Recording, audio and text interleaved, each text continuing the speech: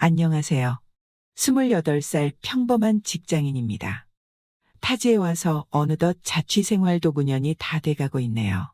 자취하다 보니 임대료며 공과금이며 보험이며 생활비가 만만치가 않네요. 그래서 반값이라도 조금 아껴보자고 1년 동안 친구랑도 같이 살아봤지만 남자 둘이서 한 방에서 지내는데 친구놈이 여자도 데리고 오고 청소도 잘 안 하고 여러모로 불편하고 신경 쓰이는 게 한두 가지가 아니더군요.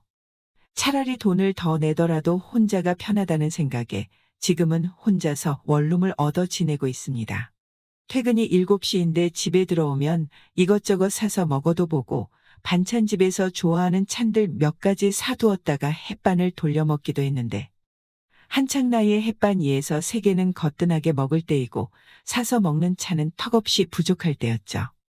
그렇다고 배달시켜 먹자니 1인분은 배달비를 따로 줘야 하고 최소만 2,000원짜리는 시켜야 배달비가 무료인데 저녁 한 끼를 어떻게 때우면 좋을까 고민하던 차에 집 근처에 전라도식 백반이 7,000원에 무려 10여 가지가 넘는 반찬이 무한리필되는 식당이 새로 생겼더군요.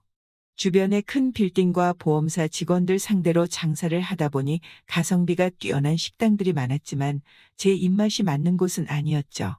낮 위주로 장사하는 식당이라 저녁 8시쯤에 문을 닫았기에 퇴근하고 곧장 가면 거의 마지막 손님으로 식사를 할 수가 있었습니다. 물론 저녁에는 반찬이 떨어져도 새로 만들어 채워두지 않는다는 단점이 있긴 했지만 저같이 많이 먹는 대식가에겐 남은 음식들만으로도 충분히 배를 채울 수 있었으니 저로선 감사할 따름이었죠. 거의 매일을 한 달 넘게 찾아가자 서서히 아줌마도 나를 애틋하고 살갑게 대해줬고 나를 위해 반찬 따로 챙겨뒀다가 저녁에 꺼내주기도 했네요. 9년을 넘게 자취 생활을 하고 있다. 6개월 전 직장 문제로 경기도 쪽에 원룸을 계약하고 집 앞 식당에 저녁을 해결하러 간 날. 환하게 미소 지으며 반갑게 맞이하던 식당 아줌마를 보고 식당 아줌마가 왜 이렇게 우아하게 생겼지 하고 놀라고 음식이 하나같이 내 입맛에 잘 맞아 한 번 더 놀랬고 이후 단골이 되었다.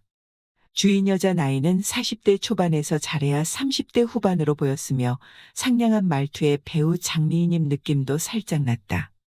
하루는 맥주 한잔하고 집으로 돌아오는 길에 단골 식당 간판에 불이 켜져 있는 거다. 시간은 밤 9시가 넘어가고 있었다.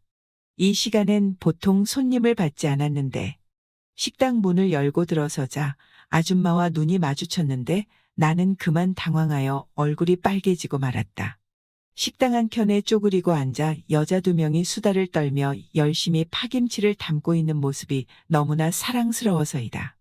정태 씨, 이 시간에 웬일이세요? 저 아줌마. 혹시 라면 하나 먹을 수 있나요?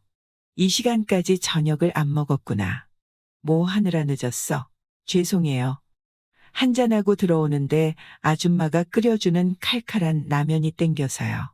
영업시간은 이미 끝났지만 정태시니깐 특별히 해주는 거예요.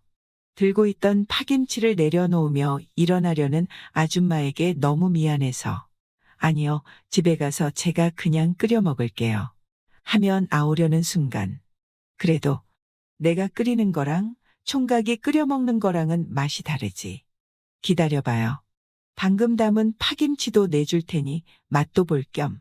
그때 옆에 있던 아줌마가 한다는 소리가 예, 너 혹시 저 총각이랑 몰래 사귀는 건 아니지? 어머, 총각 앞에서 못하는 소리가 없어. 그만해? 왜 그래? 언뜻 봐도 둘 사이가 심상치 않구만. 서방 없는 년이 젊은 총각하고 사귈 수도 있지. 안 그래요, 총각? 안 해. 그럼요, 불가능한 일도 아니죠. 호호호. 총각이 그래도 생긴 거보단 말이 잘 통하네. 그때부터 주인 여자에게 본격적인 호감을 가지게 되었다. 매콤 알싸한 맛이 일품인 파김치에 라면을 돌돌 말아 먹고 수저를 내려놓는 소리를 들었는지 아줌마가 다가왔다. 어머, 벌써 다 먹었구나. 공기밥이랑 국물까지 싹 비웠네. 가게 문 닫았는데 찾아와서 죄송해요.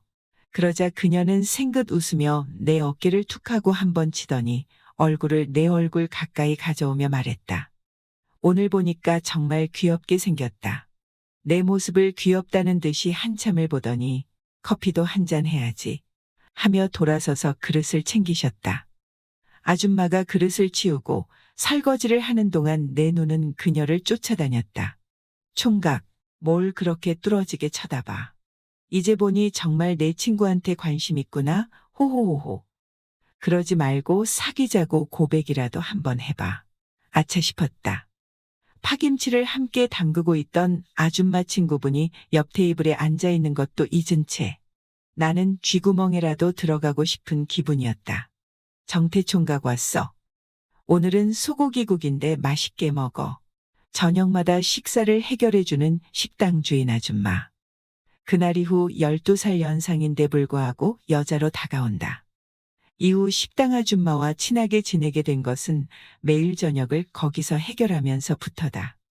타지에서의 자취생활에 백반정식 7,000원, 엄마가 만들어준 집밥 같은 반찬을 무한으로 배불리 먹고 제대로 된 끼니를 해결할 수 있는 곳. 10년 가까운 자취생활에 나에게는 사막에서의 오아시스 같은 곳이었다. 그곳에서 식사하는 시간이 하루의 가장 행복한 시간이었고 너무나 좋았다.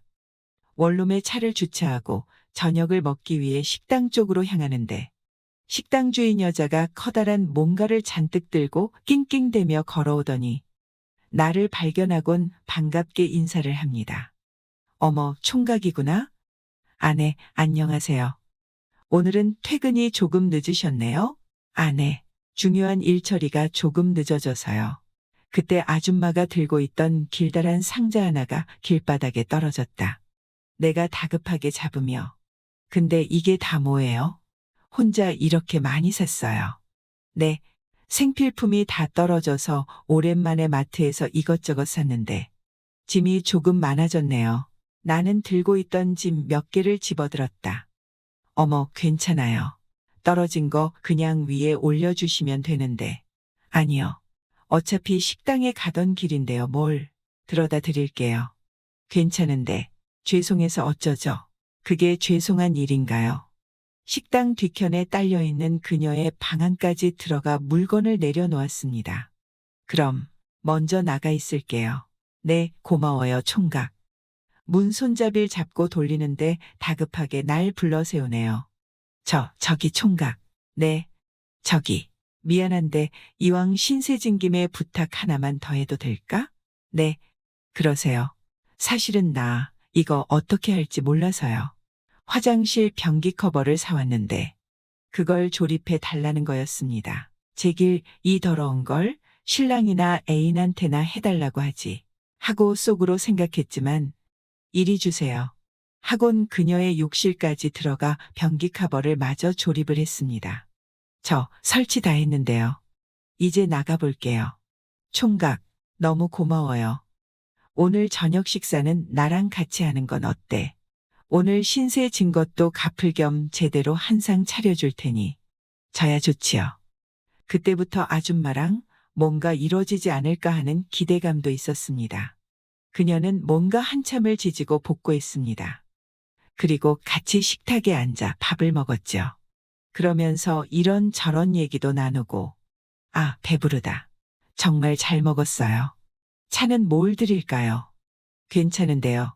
차까지 얻어 마시면 좀. 안 해요? 커피 드릴까요? 네, 그럼 한 잔 부탁드릴게요. 결국엔 커피까지 얻어 마시게 되었습니다. 커피를 마시면서 또 이런저런 얘기. 그때 알게 됐습니다. 1년 전 이혼하고 혼자 살고 있다는 걸요. 정태 씨는 나이가, 네, 올해 28살이요. 전 40살이에요. 제가 일부러 조금 놀란 듯한 표정을 지으며 말했습니다. 정말이요. 아, 누나셨구나. 저랑 비슷한 또래인 줄 알았는데. 에이, 거짓말 지금 나 놀리려고 하신 말이죠. 아니요. 제가 영업 쪽 일을 해서 사람 나이는 웬만하면 다 맞추거든요. 근데 누나는 완전히 잘못 봤네요. 솔직히 그녀 기분 좋으라고 예의상 멘트였는데 그녀는 정말 믿는 듯 했습니다. 어머, 진짠가 보네. 그렇게 좋게 봐주시니 너무 고맙다. 그럼 정태 씨가 나보다 한참 동생이니까 그냥 편하게 말할게요. 네, 그러세요. 저도 그게 편하니까. 참, 그리고 아까 말하려던 건데, 배고프면 언제든지 찾아와서 밥 먹고 가. 그러면서 혹시 늦더라도 연락 주라며 폰번호를 알려준다. 말이라도 고마워요. 누나. 말로만 그러려던 거 아니니깐 언제든지 연락해. 한 세 달 뒤부터는 아줌마와 반말 비슷하게 주고받고 농담도 주고받는 정도의 사이가 되었어요. 정태 왔어.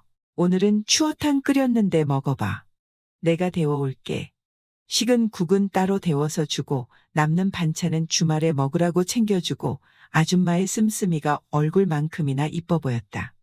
그 대가로 나는 가게 형광등도 교체해주고 무거운 짐들 옮겨주고 암튼 남자의 일손이 필요한 곳에 도움을 주기 시작했고 동네에선 내가 그 아줌마 기둥서방이냐는 소문까지 나 돌았다. 가게에서 밤늦게까지 단둘이 커피 마시거나 TV를 본다거나 마주보고 노닥거리며 즐겁게 있는 모습을 동네 분들이 많이 목격하였기에 오해할 만도 했다.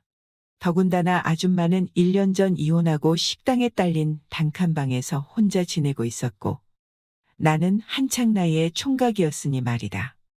아줌마는 평일 장사만 하다 보니 토요일 일요일은 영업을 하지 않아 늘 내 끼니를 걱정했다. 그러던 중 주말에 아줌마가 밥 차려줄 테니 자기 집으로 오라는 거다.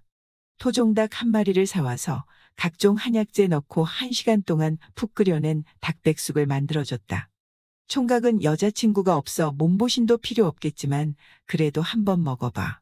내가 여자친구가 없다는 걸 약간 비꼬는 듯한 말투였다. 닭을 다 발라먹고 닭죽까지 먹고 나니 일어나기 귀찮을 정도로 배가 불러오더라. 소파에 기대 앉아 TV를 보면서 한동안 아무런 말 없이 나란히 앉아만 있었다. 누난 나한테 궁금한 거 없어? 정태는 왜 만나는 여자가 없어? 헤어진 지 꽤 오래전이야. 이 동네로 이사오고 한 달 만에 여자애가 바람나더라. 나랑 헤어지고 외과 레지던트랑 사귄다는 소문이 있던데. 하긴 나라고 해도 중소기업이나 다니는 나보단 의사가 훨씬 괜찮지. 그랬구나? 그럼 그 이후론 아무도 없었어. 응, 그때 너무 실망을 많이 해서.